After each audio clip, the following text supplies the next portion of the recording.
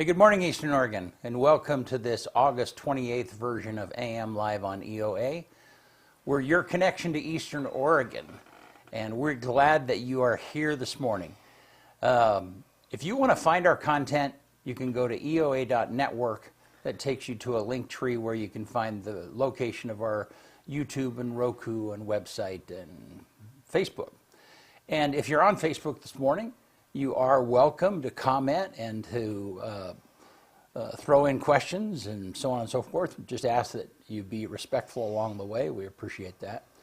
Here in just a little bit, we are going to have LeGrand Police Lieutenant Jason Hayes will be with us to talk about himself and then some of the cold cases that he has been asked to comment on over the course of the last several years. It's very interesting. So, how are you, man? Yeah, that's kind of interesting to me. I like that kind of stuff, Yeah. but I don't like it because of like the detective or like the police aspect of it.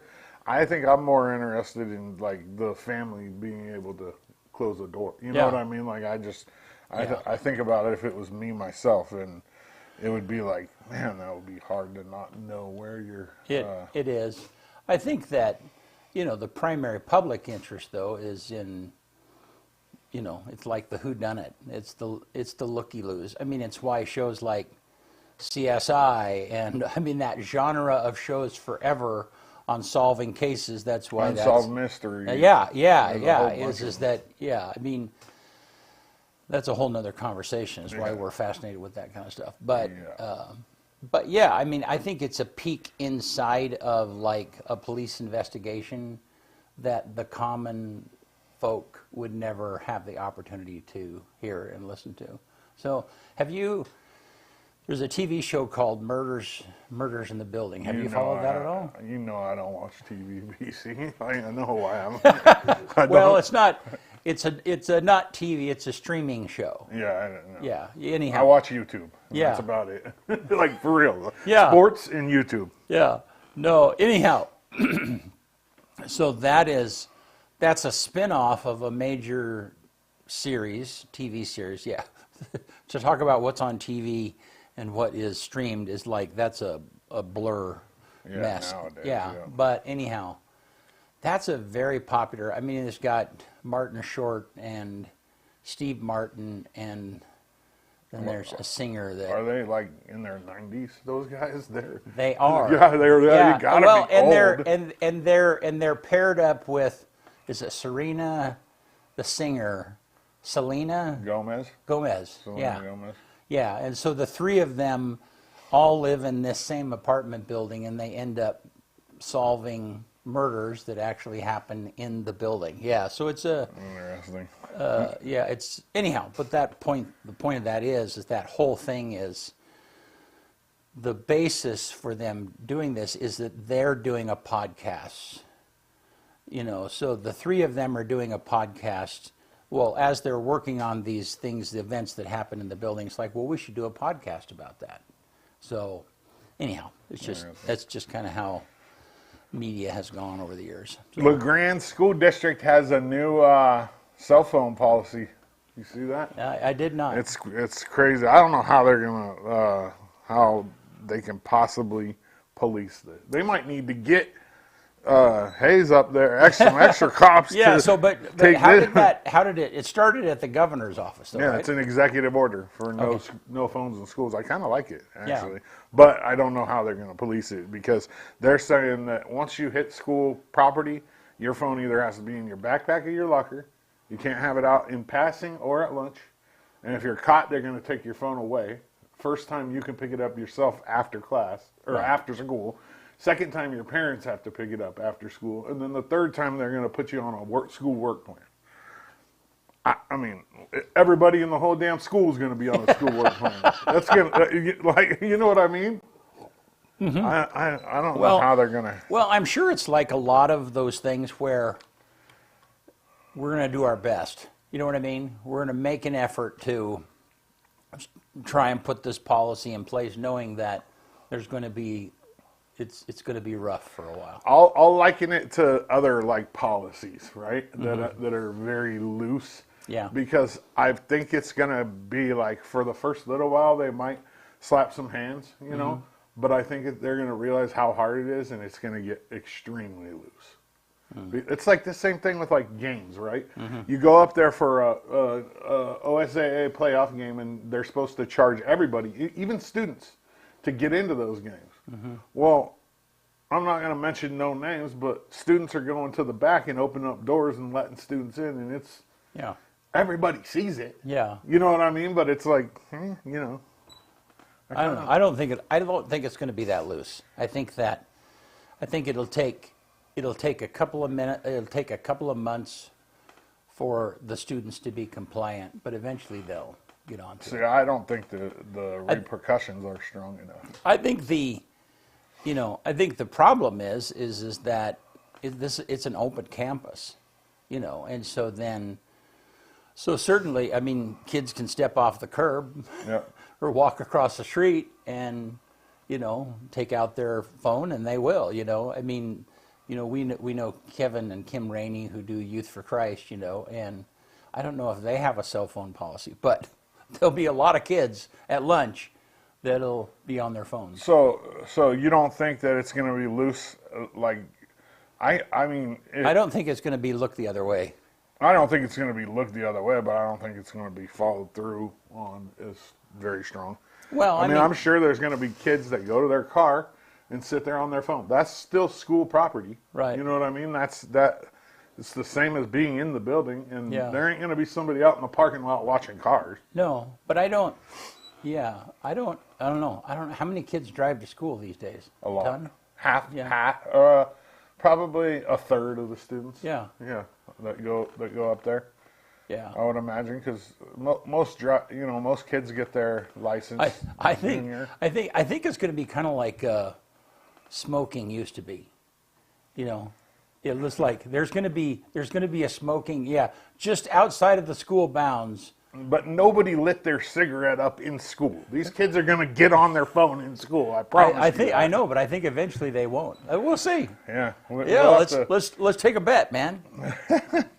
We don't have any numbers. No, we can evaluate it. Well, next time George is here, like the first of the year when George is here. Yeah. Yeah. We'll see how it's going. Yeah. All right. Hey, you want to do sports? Let's do it. Let's get it.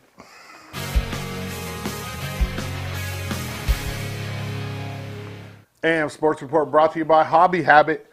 Available this Friday, the Mini Slash 4x4 takes all the intense fender-to-fender racing fun of a 1/10 scale short course truck and infuses it with unrivaled power and extreme durability in the perfect size. Mini Slash 4x4's overbuilt drivetrain puts BL2 brushless power to the ground, off-road, in the dirt, or out on the flats. This thing is crazy.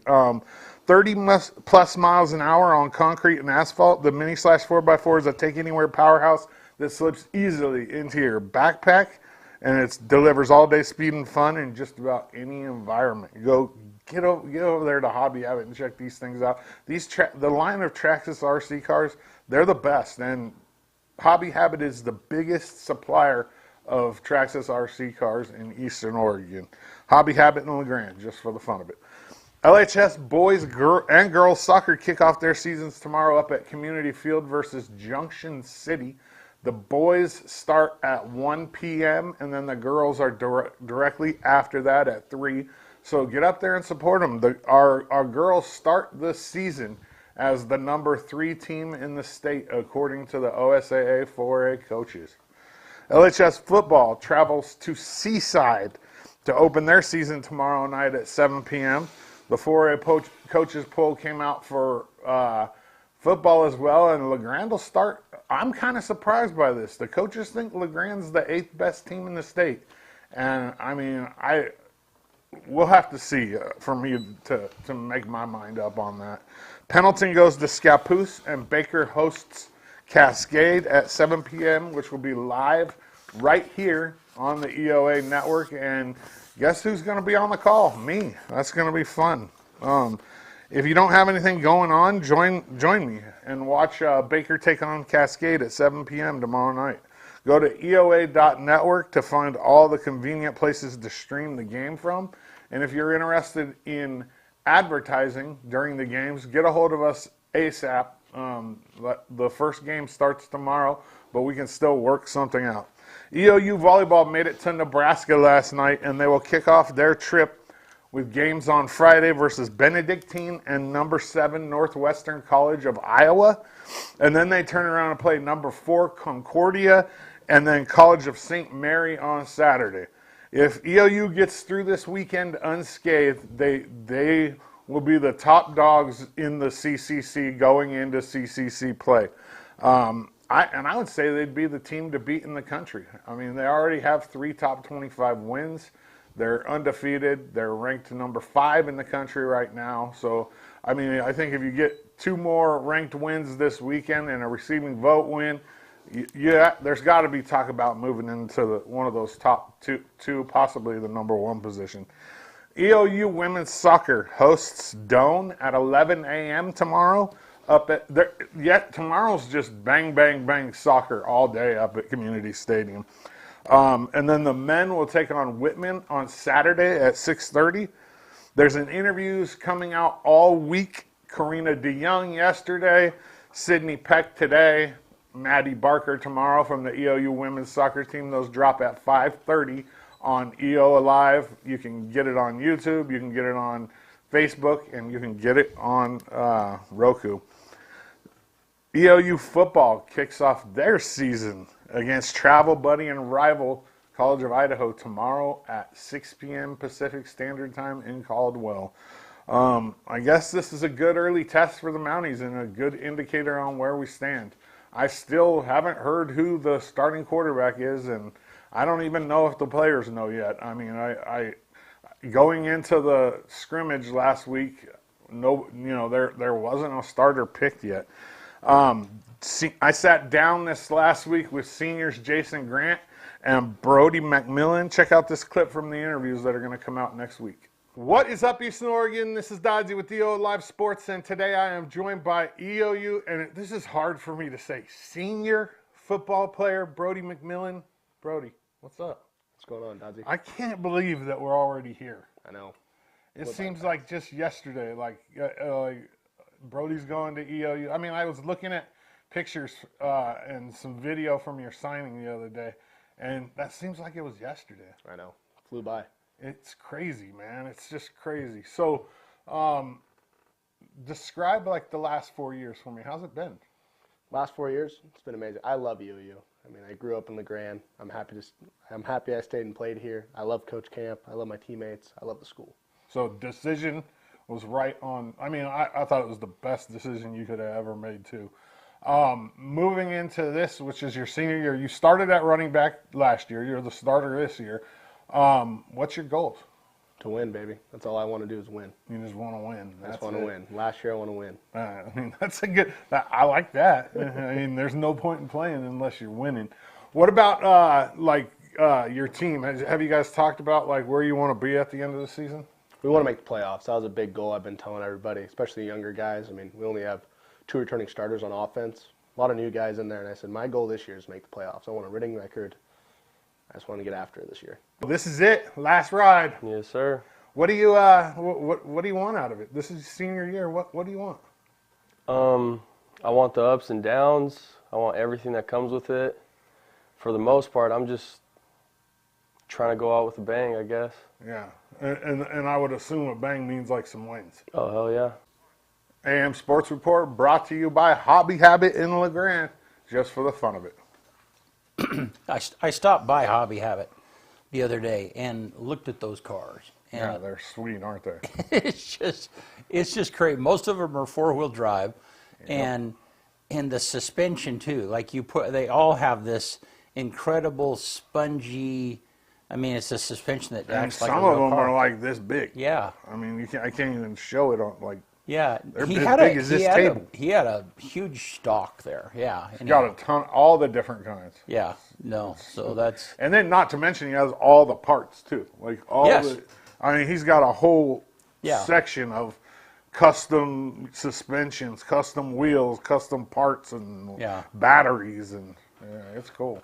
yeah. No, I need to get him to let me borrow one of those. And go. I know, But I the only was- thing is, I'd tear it up. we still need to like do a commercial. Maybe like we we do a commercial and we trade him for us to play with one. Or yeah, we do a commercial and he comps us a car or something. Oh, I don't know. dude, yeah. Yeah. Those cars are kind of expensive. They are. But I mean, I think if you're into that kind of stuff, it's well worth the money. I mean, Yeah. a lot of people really love that stuff, and it's their hobby. I mean, I know I spend money on my hobby. Well, you know, what has kind of changed over the years is, I mean, I always loved RC cars and that stuff growing up, but yeah, it was an expensive hobby. But these days, I mean, people will spend more on coffee. I mean, if you accumulate that over the course of 6 months, Yeah. way more than what you would have. Yeah, so it's just our hobby, what we call. I mean, our spending, our personal spending has changed over the years. I never had a nice RC car when I was a kid. I had ones that were like cheap. Me too. That I'd have that thing broken by the night of Christmas. Yeah. You get it Christmas morning, and I'd launch it off of something, and it'd be broken. No, well, and yeah, so you probably don't remember. When I was really young, the only RC planes that you had was actually it was a line. It was a fishing line, and you would stand in a circle, and the plane would fly around you. I've seen those. I've Yeah. never had one. Yeah, it was anyhow. That's really old school. But all right. Well, hey, glad that you're here with us. Oh yeah, thank you. I was like on it. So let's take a look outside real quick. And man, look at how hazy it is. I don't know where that smoke's coming from, but it's pretty overcast. And the humidity has got to be a little higher than what it normally is too. So let's take a look at that graphic. So 80 today, 53 tonight. It was cool last night. 88 today. 88, yeah. And then it looks like it's going to be around the upper 80s, lower 90s for a pretty good stretch. It's going to be warm. We're back in the Kyle weather. I like it. I Yeah. love it. Yeah. Let me have another month of this at least. Yeah. As long as it doesn't get up to like 99, 100, then it comes kind of miserable. But, like and as long as it's not like super humid, Yeah. 92, 94 is manageable, I think. Yeah. I don't mind it. All right. Well, hey, glad you're here with us. We're going to be right back with Police Lieutenant Jason Hayes.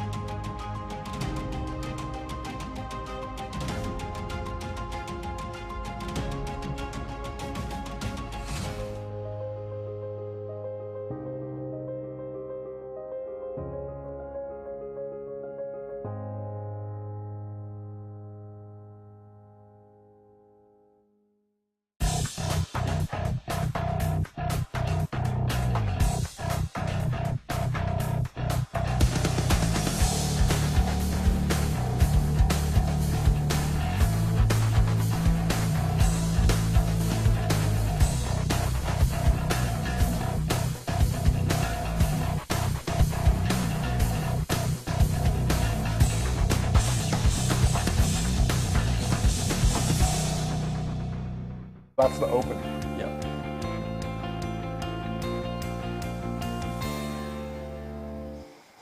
All right, we're back with LeGrand Police Lieutenant Jason Hayes. Yeah. Good morning. Gary is here a lot, and I say his title a lot, and so it's not quite as smooth as normally, because I have to think about it. How are you? I'm doing well. Thank you for having me this morning. And you've been on before with Gary, right? I mean, it's been a while, but I think you I guys. have one time. It's probably been a year ago Yeah. or so. Yeah. Yeah. So, And one of the things that we hear your name a lot is that you do the shop with the cop. That's kind of your main. That's one of the. I mean, you do other things, but that's one of your public-facing things that you do every Christmas, right? Yes, that's one of my passion projects. Yeah. It was actually me and Scott Franks. Yeah. We were approached in 2009 was our first year. Yeah. And the lieutenant at the time, Derek Reddington, presented us with, hey, I heard about this program, and would you be interested in looking into it? So Scott Franks and I miss Scott. What a great guy Yeah. he is. And so we worked on it together, and 2009 was our first year, and I've been the coordinator ever since. Yeah. Now, were you and Scott, were you partners, or you guys were both in the field at the same time? Yeah. I'm trying to remember. So we were both, service community minded, if you will. Like we like doing things outside of our typical Yeah. day-to-day duties, serving the public. And so I think that's why we were hit up for this project. But I was on his shift at the time. I was a junior officer. And he was a sergeant, right? He was, Yeah. yeah. And so, in my career, I ended up working with him quite a bit when I was on patrol. Yeah. I've been on almost 27 years now. Wow. Yeah. Well, and I see Scott quite a bit because he works for Loveland, and we Yes. do a bunch of stuff and helping Loveland Funeral Chapel and Loveland Safe Ride. So yeah, so I interface with Scott quite a bit. Yeah. So, Yeah. I know him pretty well too. yeah. I mean, me and his son played baseball together, and then one time we had a little run when I was in high school drinking. He got us one time. But knowing him, he treated you very well. I mean, I'll say it because it's past the statute of limitations. They wrote us MIPs, made us sit there for a couple hours, left, and then they came back and took the MIPs away Oh, wow. and said, "Hopefully you learned your lesson from it." So it was the yeah. Yeah.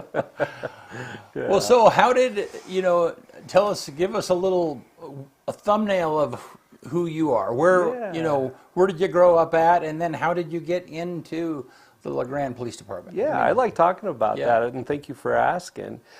So I am a LeGrand. I call LeGrand as my home. I went to high school in LeGrand. My dad was a state trooper.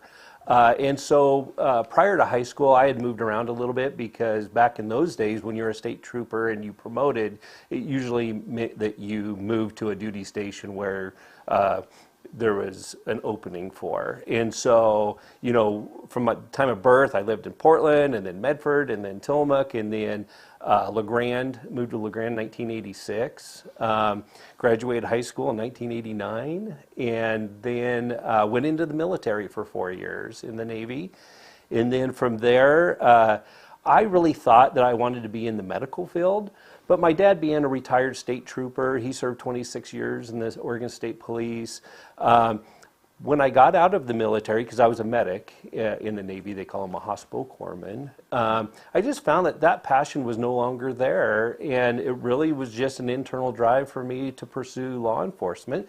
So I applied with the LeGrand Police Department, and I'm blessed. They hired me in 1998, and I've been there ever since. Wow. Cool. 1998. Yeah, and so then and you've kind of come up through the ranks. I have. Yeah. Yeah. So I started out as a patrolman, and I wasn't on very long before I did my first stint in detectives. With the LeGrand Police Department, our detectives rotate every 3 years. Mm-hmm. And in 2001, there was an opening for a detective, and I had applied and was accepted into there. And I really found out in that first 3-year stretch that detectives was my niche. Mm-hmm. It's what I really enjoyed doing. And so any opportunity I had in my career prior to being promoted to lieutenant, I would serve in detective role. Most of it is a criminal detective investigating child abuse. Mm-hmm. But I did do a 3-year stretch as a drug task force detective working narcotics. And then, I just worked my way up. I got a patrol sergeant. In fact, I was promoted to patrol sergeant when Scott Franks retired. Oh. And so I'm very honored that I got to fill his shoes. Yeah. It was his opening that I was able to fill. And then just worked my way up. And then when Chief Bell was promoted to chief, he was a lieutenant.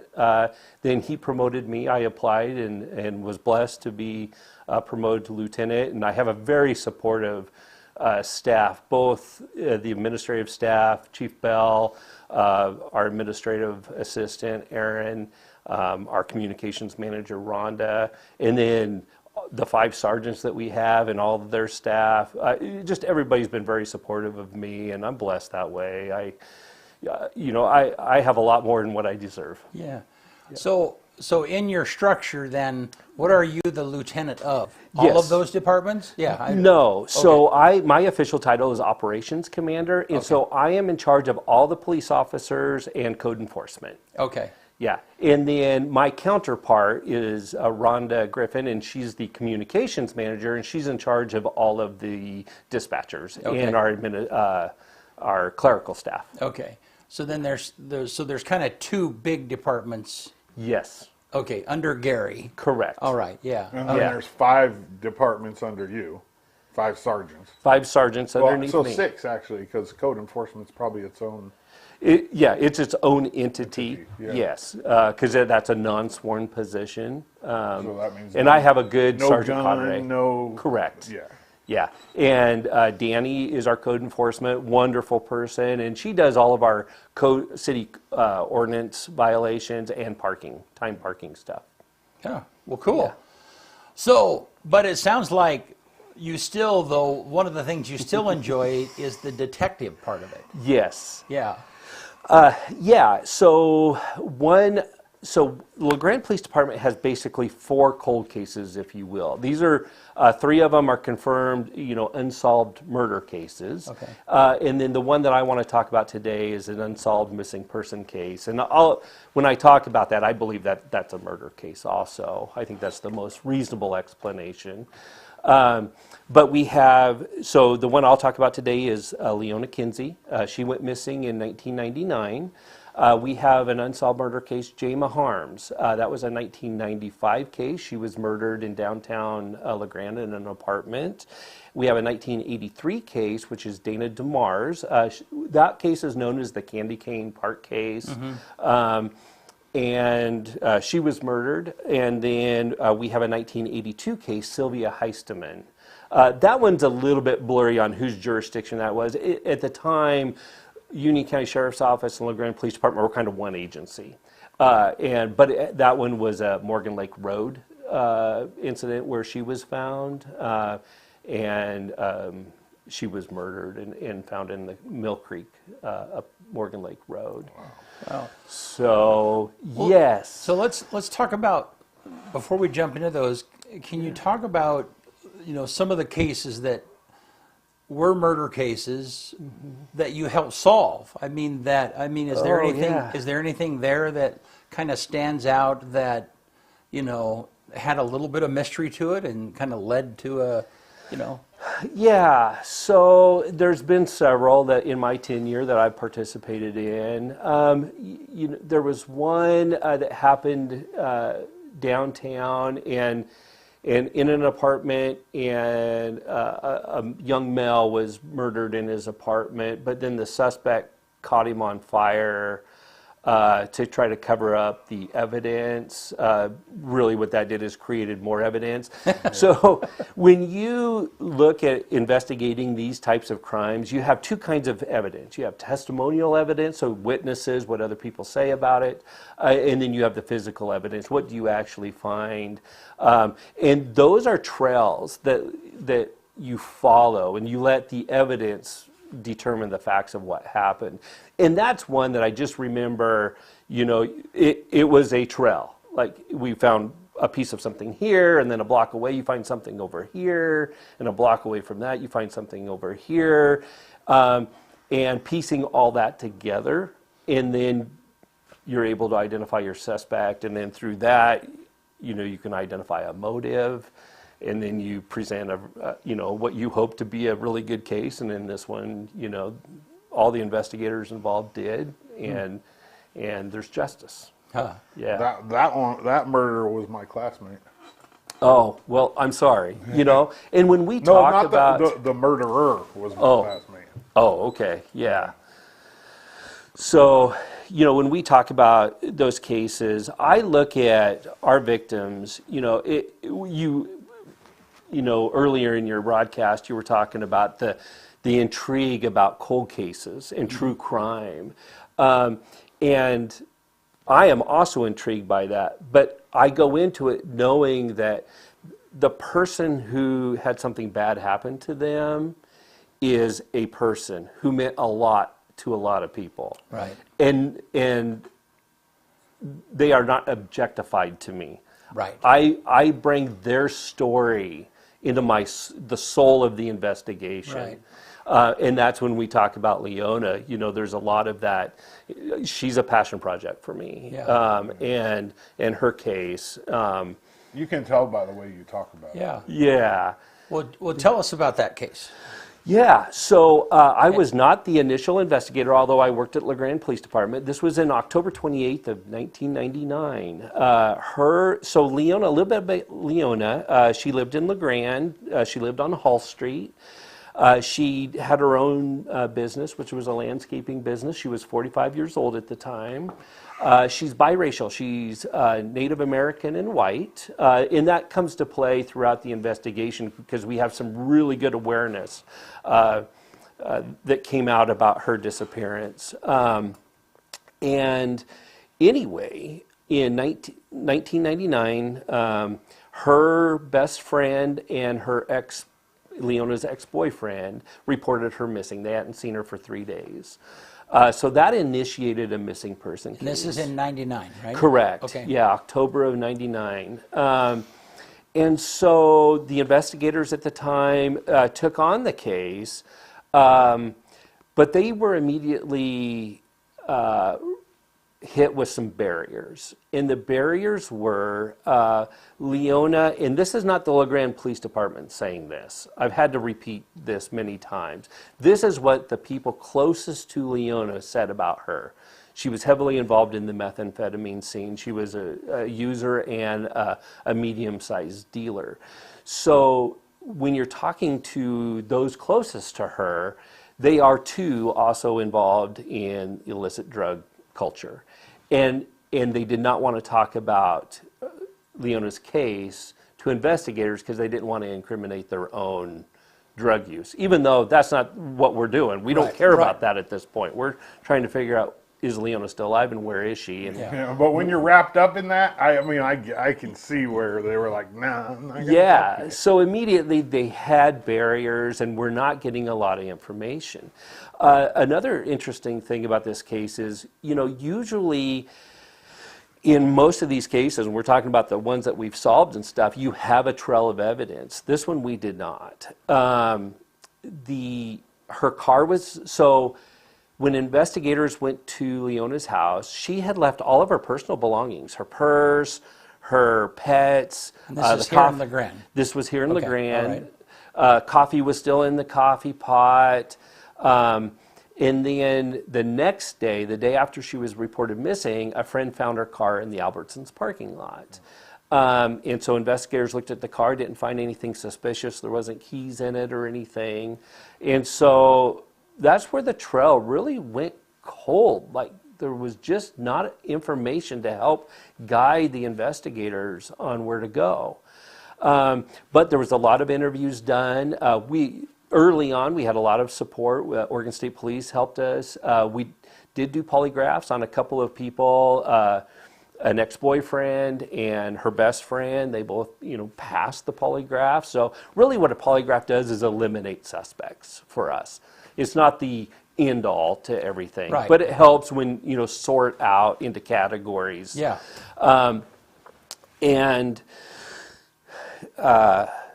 So we were really having a hard time finding what happened to Leona. And when you're a missing person, that in itself is not a crime. People go missing all the time, but of their own will. We didn't know if maybe she went on a drug run somewhere and just hadn't come back. But as time goes by, the concern gets more. And, so it became obvious, soon in the investigation that something nefarious had happened to Leona. Well, yeah, wasn't it? Wasn't one of the big things too that she really loved her dogs? Yes. And her dogs were at the house. Yes, so that's exactly. a great piece of like eye opener. Like she's not going to leave those dogs there. You know what I mean? Like if somebody really loves their dogs, they don't just leave them. Yeah, exactly. And so detectives over the years would just try to pick away. Look at the case. What do we have? Let's re-interview somebody. Let's do this. And early on, there was a person, there's not a lot of information from those in Leona's circle, but there was a person that came up as, his name is Juan Pena Lamas. and he's a person of interest for me. And when I say a person of interest, it doesn't mean that he's my suspect, but there's some loose ends with him that I would really like to tie up. And anyway, he was When you say supposedly- loose ends, mean loose ends that might eliminate him from being a yes, suspect. or narrow it down Yeah. that he is my Yeah, suspect. right. And yeah, so I didn't really get involved in this case until after 2009. It was in one of my rotations into detectives that there was a tip that came in. So I'm like, okay, let me follow up on that lead and see. And I really delved into the case. My working file now is 2 full 4-inch binders. I was going to ask you how Yeah. big is her file? Yeah, it's big. It's massive. And so that's when I really became passionate about Leona. But I had somebody pushing me along, and that is the biggest fan champion of Leona's cases is her daughter, Carolyn DeFord. Carolyn is an advocate for missing and murdered indigenous women. And she's been across the nation advocating to legislation and the government and to organizations. And the reason is because there's a big disparity so indigenous women are murdered at 10 times the rate on a reservation than the national average for women.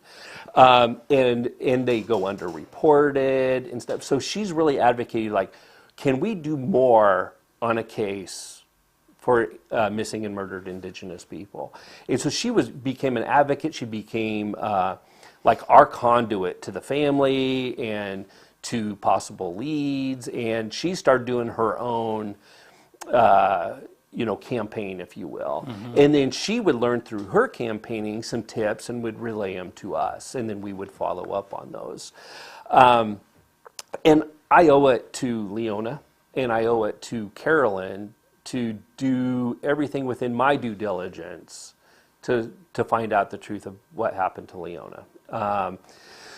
So over the past, 10, 15 years, I have elicited help from the FBI, the U.S. Border Patrol, the Department of Justice, the Oregon State Police, the Bureau of Indian Affairs, Search and Rescue, cold case detectives, and then private organizations, and my favorite right now is Light the Way Foundation. What was that again? Light the Way Foundation. Okay. It's 2 ladies that are very compassionate about missing person cases. And what they do is they help with the stuff that I don't have the resources to do, with putting out flyers, with advocating and putting out additional awareness, and also helping communicate between the family and me with information that could be helpful. So there's a lot. Now, through all of this, I have interviewed around 40 people and re-interviewed some of the same ones, looked at the evidence again. And Juan Pena was a few people who did know him. I had dealt with him on a professional level unrelated to this case back in 2001.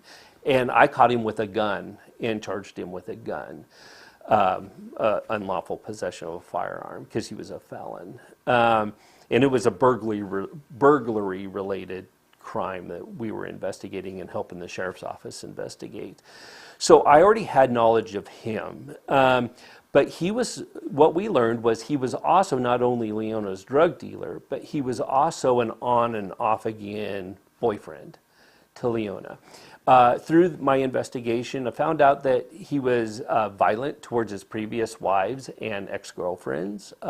So you see these recipe things adding up. Well, and you've been doing this a while, so you yes, the ingredients are there that he's a bad dude and capable. And so also what we learned is Leona would do her drug deals with Juan at the Albertsons parking lot. So then I wanted to focus in on Juan. And this is what I know about Juan, is the investigators interviewed him early into the investigation, and he, said that he didn't have any knowledge about Leona's disappearance. Well, he agreed to take a polygraph, but failed to show up for it. And then, so that's an indicator too. Absolutely. Like if you have nothing to hide, just show up for your polygraph. Clear yourself like that. Yeah. Well, then he was arrested on unrelated charges and put into prison, and then he was deported to Mexico. So the trail on him went cold just because he was no longer around. So that's why I elicited some help from the FBI. Is I wanted a proof of life. Is he even in the United States right now? Where is he? And we found out that he's still in central Mexico. The barriers I have is how do you, without giving some tactical information that, that only I know, Yeah. but how do we go about then what are next steps? Because he could just say, yeah, I don't have any involvement. And so I'm working on that leverage. But I've other organizations, federal, local, state, they're all been wonderful to work with. So he's still, somebody that I want to find out more from. I think when you look at Leona's case, the most reasonable explanation is, so one thing that's another barrier is most of the people who talked about Leona and her involvement in the drug culture said that she owed the Mexican cartel money. And that's the most reasonable explanation for her disappearance. What I will say is when I went into the drug task force, I went to a 2-week DEA, Drug Enforcement Agency, basic drug investigations school. And we took a whole day training on the Mexican cartel. And they're for real. I think the world's largest missing, at least back in 2008, the cartel was responsible for the largest missing person Yeah. Yeah. And it's because they're experts at making people disappear. And there's several things that they would do, but one of the things that it sounds a little grotesque, but this is the challenges I have if Leona was involved in that, was they kill people, put them in an acid vault, and then they dissolve. Yeah. So you never find the body. I know enough about the Mexican cartel that if she was involved and they had some responsibility, it's going to be very difficult to find her body. I think the most reasonable explanation with Leona is she knew who she was meeting at Albertsons. She willingly got into somebody else's car, and from there she was taken somewhere and murdered. I think that that's the most reasonable explanation, but I don't have tunnel vision. I remain to have all options, or I'm open to everything. I've had people think, well, we think she was put in the witness protection program. I don't think so. You would know by now. Well, I would think so. Yeah. Talk for a minute about, from the family standpoint, how the difference between somebody dying or being murdered and you have a body, right, and them just being missing. I mean, that would be the missing part of not knowing is just a whole nother tragedy. Yeah. I mean, talk about that a little bit. Yeah, so from, the family's perspective, and especially Carolyn, the daughter, there's a hole in her, an emptiness that she has, she wants to fill, and she's looking at me to fill it. So I have a responsibility, but at the same time, too, I don't know, I don't know if I can give her all the answers that she's looking for. I can tell you this, when you're investigating homicides or a murder case, really you need two key components. You need a body and you need somebody talking about the body. Yeah. And in Leona's case, I don't really have either. Now, going back to Juan, he had made some inferences to 4 different people that he didn't do anything to Leona, but he has the muscle to make it happen. And he was inferring that he gave a green light to somebody else to make her disappear. those same 4 people also said they never took him seriously because he was a man of small stature, and he was thought of in that circle as an idiot. And so, but I can't use that to rule him out. Right, yeah. When I have a bunch of other things that kind of point the arrows Yeah. at him. Right. So, Yeah. Do you anticipate ever coming face to face with him? yeah. Well, I what's anticipate that it. gonna I be don't like? know. Well, it depends on what my leverage is. Yeah, it depends on what you have. Right? Yeah. I would really like a polygraph from him. Unfortunately, they don't do polygraphs in Mexico or allow it. So that's a barrier. Yeah. So anyway, in without order to get him extradited here, you have to have something. You can't just right, say, we right. think Like he- I said, he's a person of interest. He's not a suspect. Right. And Yeah. if I had probable cause, I would have an arrest warrant for him Yeah. at this point. So, and with big cases like this too, there's oddities that happen. And there's one, I think it's funny, but this is the determination I have. I follow up on every one of these. I had a letter that was received in the mail. This was about 4 years ago. And it was from a lady in Arkansas. And she says, I am a map dowser. I didn't know what that was. Oh, A okay. map dowser. A map dowser. Dowser. Okay. And she says, I have found Leona. Look no further. Here's the GPS coordinates for where she's at. And I found her doing my map dowsing. And it was a 5x7 on notebook paper. And I'm like, okay. So I get on Google Earth. I enter the quadrants. Well, first, I looked up, what is a map dowser? So the best way to explain this is you have people who do water witching to find water, where they cross sticks and they walk. yeah. Well, map dowsers do the same thing, but over a map, and it helps people find lost property. Okay. Things If that you they've believe lost. in that, yeah, okay. great. Got it. Okay. And so she, great, find Leona and Jimmy Hoffa, if you're that good. So anyway, so she said that she had waved her sticks or whatever she did on a map, and she came up with the coordinates of where Leona's at. So curiosity, so I punch them into Google Earth, wonderful app, Yeah. and it puts me at a rocky mountaintop right above Catherine Creek State Park. But doing my due diligence, every tip that I get, I follow through with.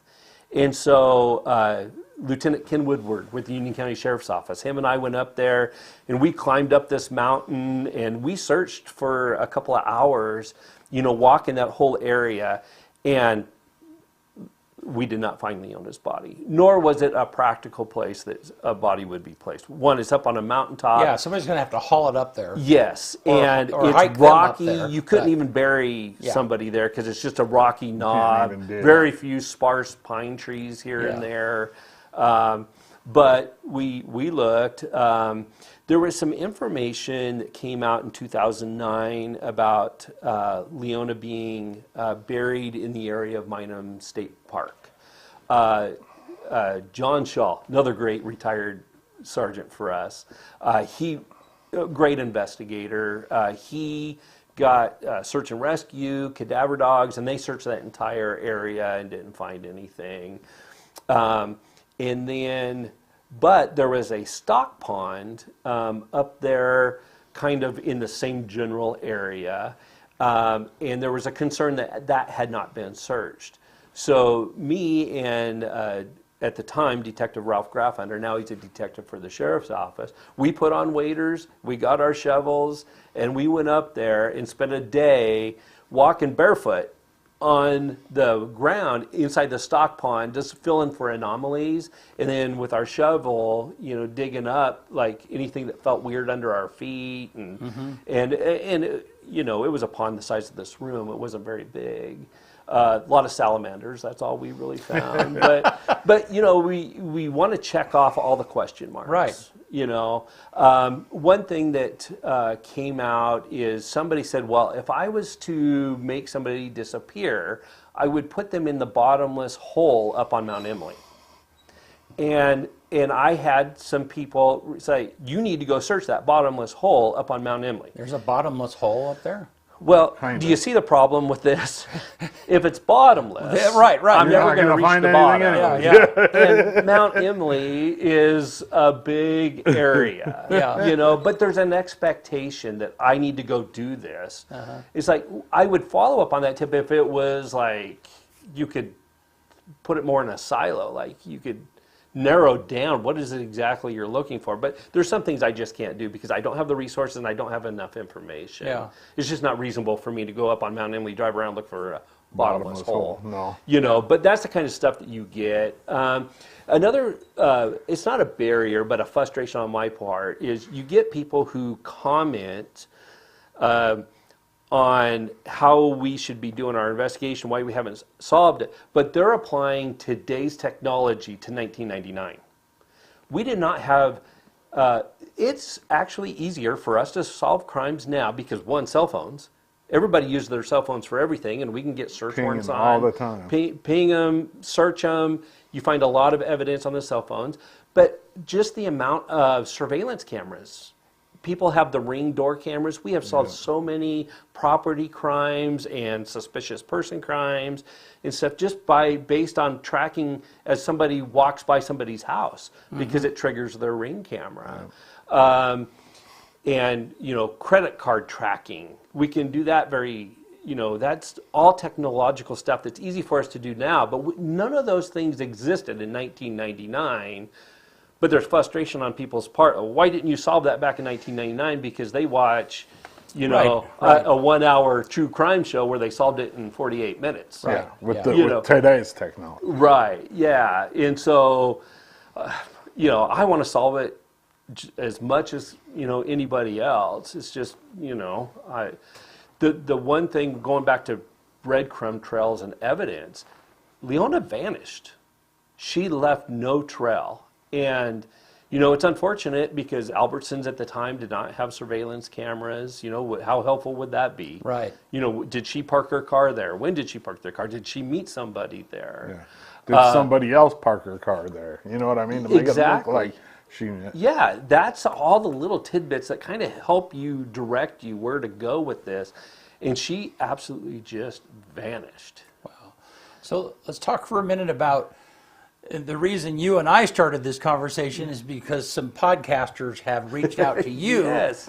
to get a lot of the information you probably gave us just Yeah. now. Yeah. And so, this is fact. I knew nothing about this case whatsoever. Yeah. Even though, I was here during that time, but it just was not on my radar. But what has that been like? Yeah, that's been interesting. So I, as an investigator, I work with local media.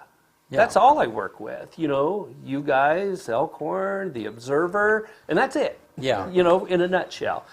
And so not early on, as I was building momentum with this case, and as Carolyn was building momentum with her advocacy for her mom's case, that's really what triggered it. Is she was, she's testifying nationally, she's reaching out to all these organizations. And then Light the Way Foundation, too, when you have organizations like that who are the conduit between the family and other places, they send out all this messaging. Well, you have podcasters that are interested due to true crime podcasts. And so in the last about 3 years, I've been interviewed on 7 different podcasts. Wow. And these are nationwide. They're all over. They're sprinkled all over. There's a podcaster that has a series called The Vanishing, did that one. The News Nation US was one. I can't remember the names off the top of my head of all of them. But for every one that I've done, I've had several that I didn't do because one thing, I want to honor Leona and her daughter and do the best that I can, that Carolyn's mom's case is not exploited. Right. For just entertainment. Right. Yeah. Or money or. Right. Yeah. And so I screen these. I'm looking at, what is your purpose for doing this podcast? And if it's for awareness, and to help create a tip line or something that can provide me information, then I'm all for it. Yeah. And so I am pretty liberal about doing them as long as it meets those guardrails. And those guardrails are pretty wide. But Yeah. Well, I and mean, so they almost have to be pretty wide, right? I mean, Yeah. I don't think a lot of people will go out there with a direct intention of exploiting somebody who's missing. I mean, Yeah. I just don't think it's part of. You know what I mean? Like, I think most people who are doing it, yeah, they have a podcast, right, or whatever it's called, The Vanishing, Yeah. and it's a combination of them them trying to build their platform, Mm-hmm. but also create awareness. You know what I mean? Most of the time, I would think. Yeah, and some of the ones that I've denied, they're just curious. Like they don't have any intention of really helping me. Right. This Yeah. Well, is what I know. if they're curious, they could listen to somebody else's podcast. Yeah, Exactly. Yeah. like I did in the car on the way to bed. Right. No, that is the whole. That's what Yeah. started all this. Well, and you know what's funny is I did listen. Kyle listened to a couple, and so then I listened to one on a trip on the candy cane murder. And them following that's up a and stuff. wild one. But at the beginning of I mean, they spent 10 minutes, bashing the backwoods of, all of Eastern Oregon. Yeah, it's like, they looked up the stats and, they had no appreciation for Eastern Oregon life. I don't know. I guess I'm just saying is, that for me, if I were in your position, that would be like, well, are you going to just use this information and make fun of us? Yeah, right. Yeah, or Yes. are you really Yeah. and making fun of somebody else and using that to get attention to your platform is like, nah, I'm not. I wouldn't want to help do that, Yeah. But anyhow, so I can understand why a little bit of screening would be necessary for you. Yeah, and the ones that I have done the interviews, they've been wonderful people. Yeah. Their hearts are in the right place. Yeah. They give me examples like, hey, just so you know, I'm right side up. Here's a podcast. Check it out if Right, you want. yeah, And they're objective. And they're often like after the interview, and we go off the record, if you will, like the recordings off and stuff. They're like, wow, Jason, that's really fascinating. We had no idea, because they only get this perspective or the narrative that whoever gave them the initial information to contact me. Right. And there's some narratives that I don't necessarily agree with. One of those being that the LeGrand Police Department didn't give Leona the proper her investigation the proper attention only because she was Native American. Yeah. That's a false narrative. Right. 100%. Absolutely false. And so things like that, and how we screwed up the investigation 100 different ways, and no, that's not accurate either. Yeah. Like when I review the case, it's easy to armchair quarterback. It's hindsight's always 20/20. There's things now that when I read back to the beginning that, oh, they could have done that better. They could have documented something better, but it wouldn't have changed the outcome of where we are today. Right. Right. It's just those poor investigators that took this case in '99 had little to nothing to go on. Wow. And we've built upon that, but still haven't solved it. Wow. But So, does this ever keep you up at night still? Does it ever- not really. Sometimes, if I have, a loose end like Juan Pena, and I'm waiting on information from Border Patrol, FBI, Bureau of Indian Affairs or something, like I get anxious because I'm waiting for that breakthrough information. Right. Yeah, and it could come anytime. It can. And what we're doing here today is righteous. Like, this is great, because you are sending out the message about Leona's case, which is awareness, and it's going to reach people. And hopefully, I am still hopeful that somebody will come forward. I think that there's enough time. Like, when I go back, this last year I did many interviews of people who haven't been interviewed since 1999 or 2000. That were heavily involved in the illicit drug activity back then. And those barriers are gone. Like, they have no problem talking to me. Like, yeah, I was involved in illicit drug activity. Leona was heavily involved. Yeah, I palled around with her. I have no idea what happened. And I think that, you know, all those people now, that time has eroded any concerns they had of their own involvement in illicit drug activity, or the barriers are broken down. Yeah. Which again, you know, and the problem that you have, the longer these investigations go on, potential witnesses pass away. Right. You know, we're starting to just now get to that point where some people that are important to me that I'd like to re-interview again, like her best friend, well, they passed away. Yeah. And, you know, when we talk about those earlier cases, the 1982 and 83 case, big barriers there, because a lot of the people mentioned in police reports from that era have, you know, passed That's away. 43 years ago. Yeah. 45. Yeah. Wow. How do people get a hold of you Yeah. if they want to, Yeah. if they have information? Yeah, I would appreciate it if they just reach out to me directly, Lieutenant Jason Hayes at the LeGrand Police Department, and the best phone number is 541-963-1017. Yeah. Show that last slide one more. I guess that's it. Yeah. It seems like there was a billboard sign too, Bennett, that like had all of the. There's yeah. Right. There you go. Yep. So that's still. And there's still a $10,000 reward out there? There is, Yeah. and that's through private organizations. Wow. So Yeah. Well, thank you, man, Yeah. for Okay. coming. This is super interesting. Yeah. You know, on many levels. Yeah. So, yeah. No. Love to see some closure for her Yeah. family, for Oh, boy. her, for you. Yeah. You know what I mean? Like, Yes. it would be awesome. Yeah. Well, thanks a bunch, man. We appreciate it. You're welcome. Thanks for having me Yeah. on. Yeah. You want to get us out of here? Let's do it on this day, August 28th, 1837. Pharmacists John Lee and William Perrins manufacture Worcestershire sauce for the first time. It was made by pharmacists. Will you say that again? I don't know how to say it. No. I can never say that word right. No. In 1884 on this day, the first known photograph of a tornado, and that's the photograph. It's taken near Howard, South Dakota. Yeah, That picture was taken in 1884. Take me on this day graphic. Yeah. Yeah. Wow, that is fascinating, That's isn't it? crazy, huh? Yeah. That picture's 100. What year? 1884. Wow. That's 140 years old. Yeah. 1963 on this day, Martin Luther King Jr. delivers his I Have a Dream speech during the March on Washington for Jobs and Freedom Civil Rights March at the Lincoln Memorial in Washington, D.C.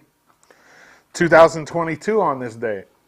At the time, a 1952 Mickey Mantle baseball card sells for the most ever, $12.6 million at auction. There's been a few since then that have sold for a little bit more, but this was groundbreaking because it was the first one over $10 million.